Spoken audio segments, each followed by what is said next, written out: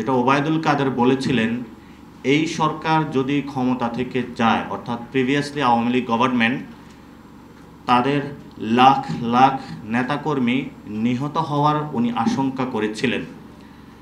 5 থেকে 8 তারিখে যখন আমরা সরকার প্রক্রিয়া গঠনের মধ্যে যাই, সেখানে আমরা দেখেছিলাম ছাত্র জনতা যখন সরকার গঠন করেছিল, সেখানে আমরা প্রথমেই হত্যাযজ্ঞ ঠেকিয়েছি। কেন ঠেকিয়েছি?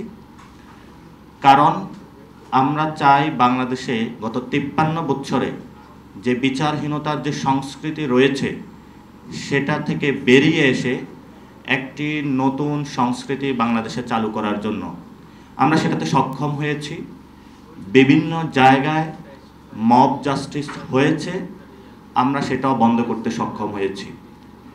এর মধ্যে কিছু কিছু মব জাস্টিস এখনও চলমান রয়েছে, আমরা প্রতিনিয়ত সেই বিষয়ে কার্যকরী পদক্ষেপ গ্রহণ করছি, যাতে বাংলাদেশে কোনো ধরনের মব ট্রায়াল বা জাস্টিসের মধ্য দিয়ে কোনো মানুষকে বিচারহীনতার সংস্কৃতির মধ্যে ঠেলে দেওয়া না হয়। তাহলে বর্তমান সরকারের এই ইন্টারিম গভর্নমেন্ট যদি আওয়ামী লীগ প্রশ্নে কোনো ক্ষেত্রে ধীরগতি বা নীরবতা অবলম্বন করে, তাহলে হয়তো বা জনগণ আবার রাজপথে নিজেদের হাতে আইন তুলে নিতে বাধ্য হবে।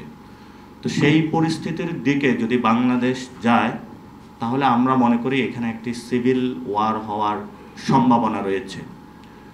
অনেকেই এখন বলছেন যে তাহলে তারা কি টুঙ্গিপাড়া যাবেন? আপনারা দেখেছেন ধানমন্ডির 32 যে একটি ইনসিডেন্ট হলো, এরপরে যদি এই ধরনের ইনসিডেন্ট সামনে বাংলাদেশে আসে, আমরা মনে করি যে বাংলাদেশের মানুষের মধ্যে নতুন একটি সংকট সৃষ্টি হবে। সেটা থেকে বের হবার জন্য যারা বর্তমান উপদেষ্টা পরিষদে রয়েছেন, ওনাদের চামড়াটা ঠিক গন্ডারের চামড়ার মতো।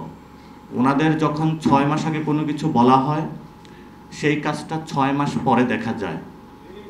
এই যাদের চামড়াগুলা গন্ডারের মতন, তাদেরকে আমরা বলবো চামড়াগুলো একটু পাতলা করুন।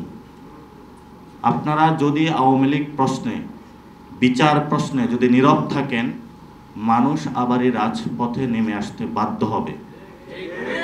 এবং আপনাদেরকে অনেক আশা আকাঙ্ক্ষা নিয়ে বাংলাদেশের মানুষ সরকারে বসিয়েছে, কিন্তু আপনারা যদি মনে করেন ওই সচিবালয় বা আপনাদের প্লেসগুলো কোনো লাক্সারি স্যুট বা হোটেল রুম মনে করেন, তাহলে মানুষের সামনে ভুল করবেন।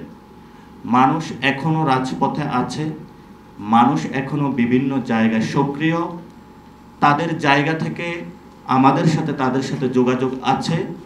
আমরা অনেক ক্ষেত্রে মানুষকে নিবৃত্ত করে রাখছি, এই জন্য যে বাংলাদেশের বিচার বিভাগের যে দীর্ঘদিন ধরে স্বাধীনতার কথা বাংলাদেশের মানুষ বলে আসছে, বিচার প্রক্রিয়ার কথা বলে আসছে, এই 24 গণ অভ্যুত্থান পরিবর্তিত সময়ে আমরা সেখানে একটি সুযোগ পেয়েছি।